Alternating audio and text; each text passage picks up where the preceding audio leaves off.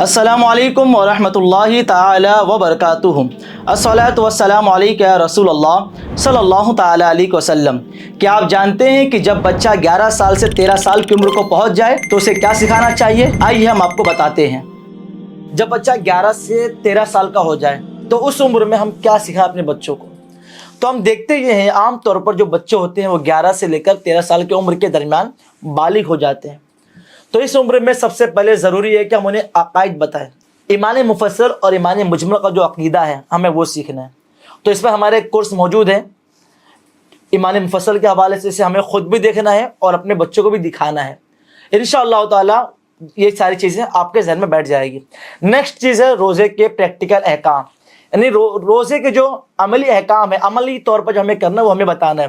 جیسے کہ روزے کا طریقہ کیا ہے، مسافر اور بیماری کا استثناء، یعنی جب انسان مسافر رہے گا تو روزہ رکھے گا کہ نہیں رکھے گا، بیماری کی حالت میں رہے گا تو کیا کرے یہ بتانا ہے، اور ان کی ہر دن مشق کروانی ہے، اور کھانے پینے میں احتیاط بتانا ہے۔ یعنی ہمیں بتانا ہے کہ روزے میں جب رمضان کا مہینہ شروع ہو تو ہمیں افطار کے وقت کیا کھانا ہے، سحر کے وقت کیا کھانا ہے، تاکہ ہم صحیح سے اپنے ہاضمے کو رکھ سکیں۔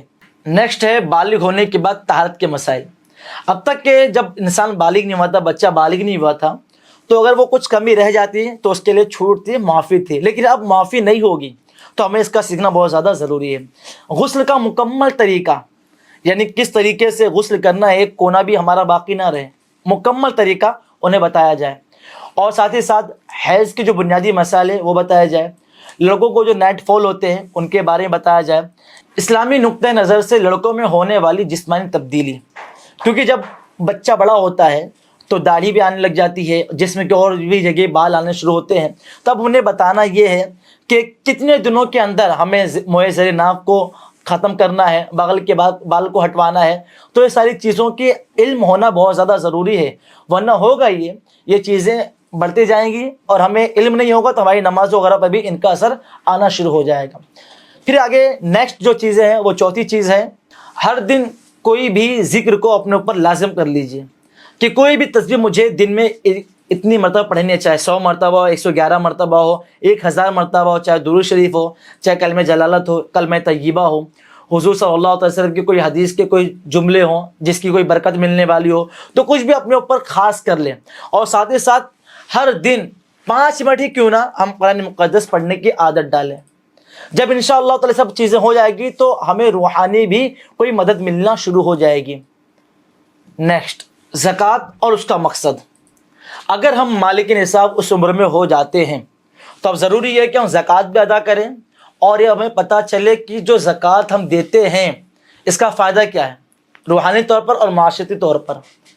جب ہم مالک نصاب ہو جائے تو اس کا علم بھی سیکھنا ہم پر فرض ہو جاتا ہے، اور ساتھ ہی ساتھ صدقہ کرنے کے جو فائدے ہوتے ہیں، ہر دن ڈیلی طور پر ہم کوئی چیریٹی کرے، جمع کرے ایک جگہ، اور جیسی مہینہ پورا ہو اچھی خاصی جب رقم ہو جائے، جیسے 10 روپے ہم جمع کر رہے ہیں یا 5 روپے یا جتنے بھی ہم سے ہو رہا ہے، ہم ڈیلی بیسک پر ہم اسے جمع کریں، لیکن جیسے مہینہ پورا ہو، 1 مہینہ ہو، 1.5 مہینہ ہو، اسے لے جا کر ضرورت مند تک پہنچا دیں، اس کا بھی ہم خیال کریں۔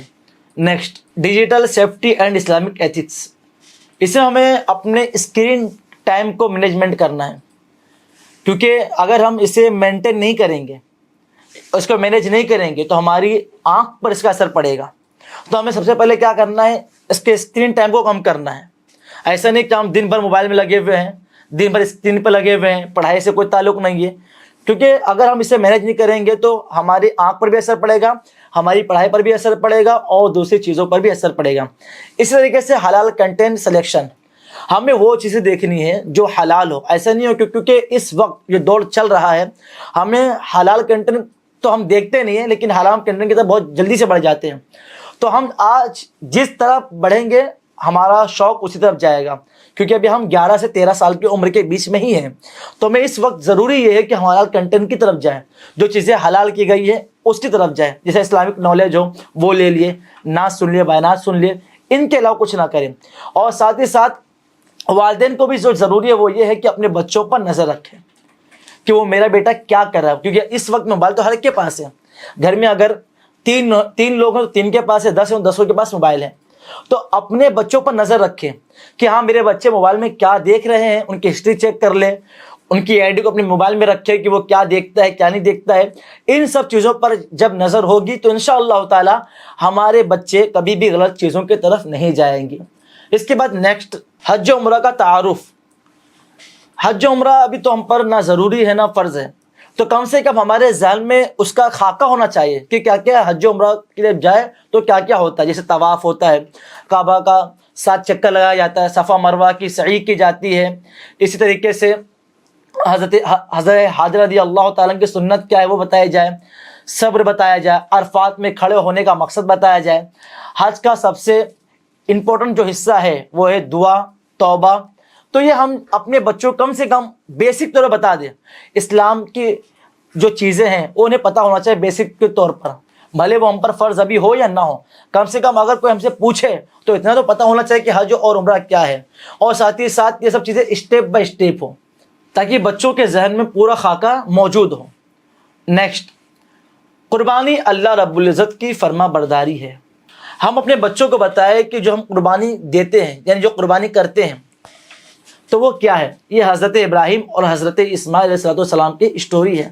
اس اسٹوری کو بتائیں اور یہ بتائیں کہ دیکھیے اللہ کا حکم سب سے فرسٹ ہے، سب سے پہلے حکم کو ماننا ہے، اس کے بعد کوئی چیز دیکھنی ہے.